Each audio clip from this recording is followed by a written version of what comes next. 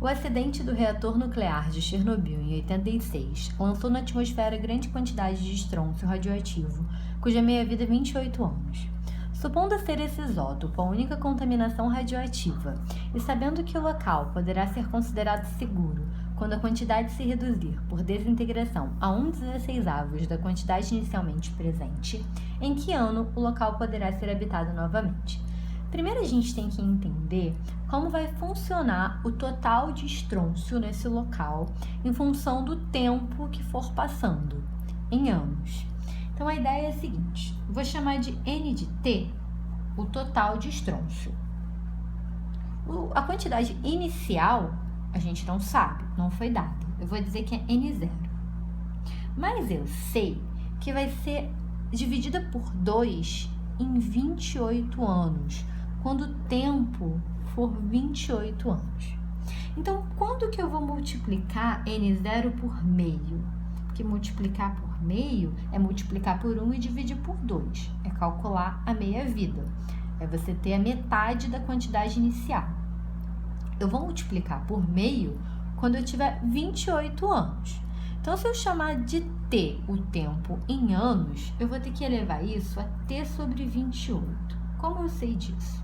Eu preciso que quando T seja igual a 28, aí eu vou ter o expoente 28 sobre 28, que é 1. E aí eu vou estar multiplicando N0 por 1 meio elevado a 1. E aí sim, eu vou ter a metade da quantidade inicial em 28 anos. Por isso que o meio fica elevado a T sobre 28. Então, a gente chegou numa fórmula que me dá o total do isótopo passados T anos. Essa é a fórmula. E aí o que eu quero saber é, supondo ser esse isótopo a única contaminação radioativa e sabendo que o local poderá ser considerado seguro quando a quantidade se reduzir a 1/16 da quantidade inicialmente presente, em que ano, ou seja, qual o valor de T, no qual o local poderá ser habitado novamente.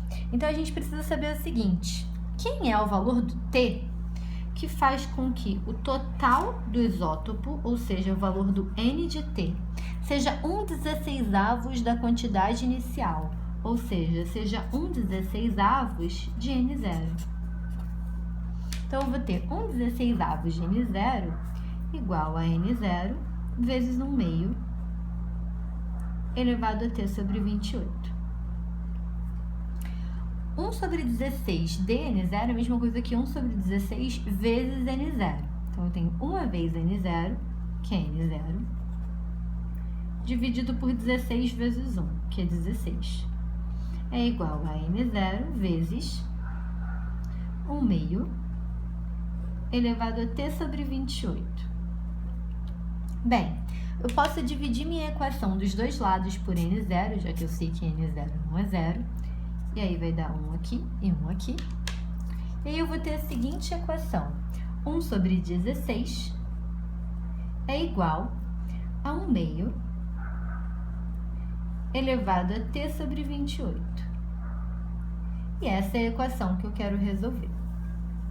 Essa é uma equação que a gente vai dar o nome de equação exponencial. Por quê? Porque a incógnita está no expoente. O valor que a gente quer descobrir, a letra que a gente quer descobrir quanto vale, está no expoente. E como a gente trabalha com equações exponenciais a princípio? A gente tenta escrever os dois lados como uma potência de mesma base. Porque aí, se eu tiver exatamente a mesma base dos dois lados, eu vou ter que ter o mesmo expoente para que essa igualdade seja verdadeira. Isso pensando em bases que sejam positivas e diferentes de 1. Bem, como eu vou fazer isso então? Primeiro, 16, se eu fatorar, vai ficar por 2, 8 por 2, 4 por 2, 2 por 2, 1. Então, 16 é a mesma coisa que 2 à quarta. Então, eu posso escrever isso como 1 sobre 2 à quarta é igual a 1 meio elevado a T sobre 28. E aí, 1 sobre 2 à quarta, eu posso escrever isso como 1 meio elevado a 4, porque 1 é a mesma coisa que 1 elevado a 4. Então, a gente pode escrever isso como a fração toda, 1/2 elevado a 4.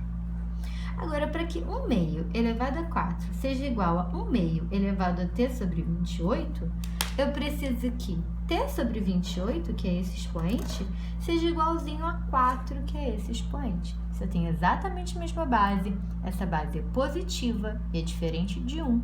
Para que essa igualdade seja verdadeira, os expoentes têm que ser iguaizinhos. Ou seja, t sobre 28 é igual a 4. Aí eu posso passar para lá multiplicando. O tempo é de 4 vezes 28, ou seja, 4 vezes 20, 80, 4 vezes 8, 32, 112 anos.